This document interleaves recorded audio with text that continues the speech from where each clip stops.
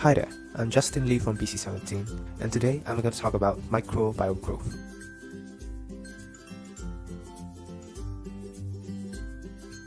First thing first, microbe needs to consider 6 things in order for them to live. These 6 things are also known as Factor. F for food, A for acid, T for time and temperature, O for oxygen, and M for moisture. For this video, I'll be focusing more on the second T, temperature. So, why is temperature listed as one of the factors affecting microbial growth? Well, temperature actually plays a major role in the microbe's metabolic process and cell morphology, or in other words, the shape of the cell. This further explains why most bacteria can be destroyed in 70 degrees Celsius and would die in 150 degrees Celsius for an hour. However, one thing to keep in mind is that you cannot stop microbes from growing by only exposing them to low temperatures. The microbes may only be dormant or inactive in that state. Well, each species of microbes has their own optimal temperature range, which they can grow exceptionally well in. And with that, we can classify them into a few groups, which are psychrophiles, mesophiles, thermophiles, and hyperthermophiles. Now, psychrophiles or syrophiles, they are the microbes that grow well in lower temperatures starting from -10 degrees Celsius to 20 degrees Celsius, and they are the one behind your spoiled food in the fridge.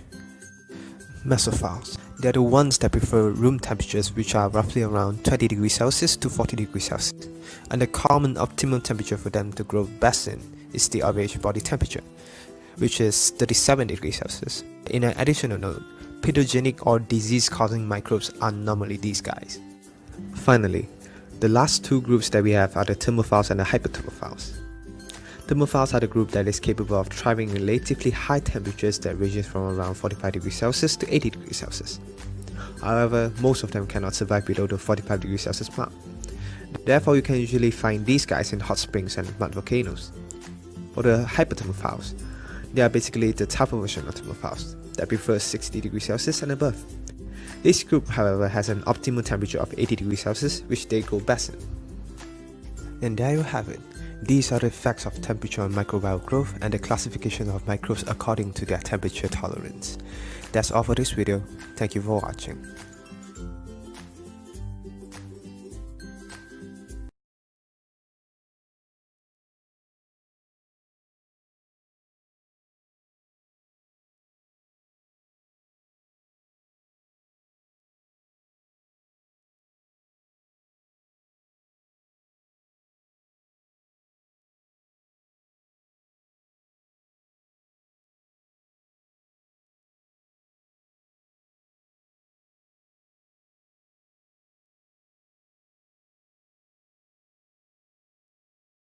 The self-ionization of water is a continuous process when it is in pure form.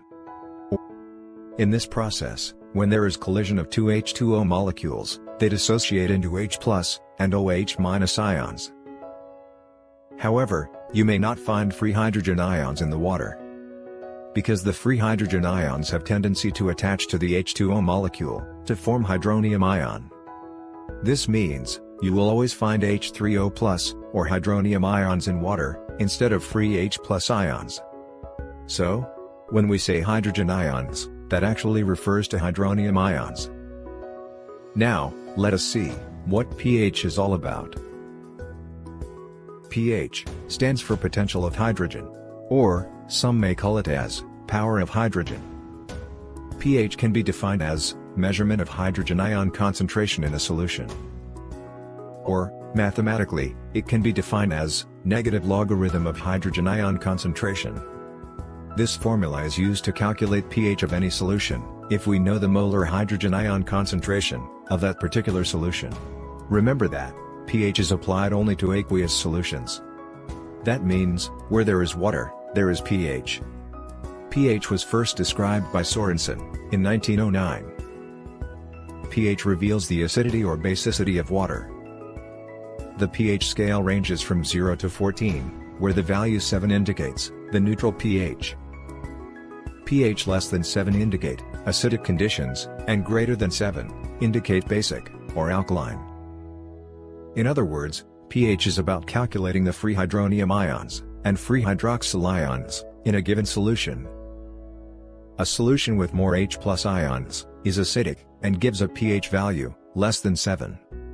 Similarly, a solution with more OH- ions is basic and gives a value greater than 7.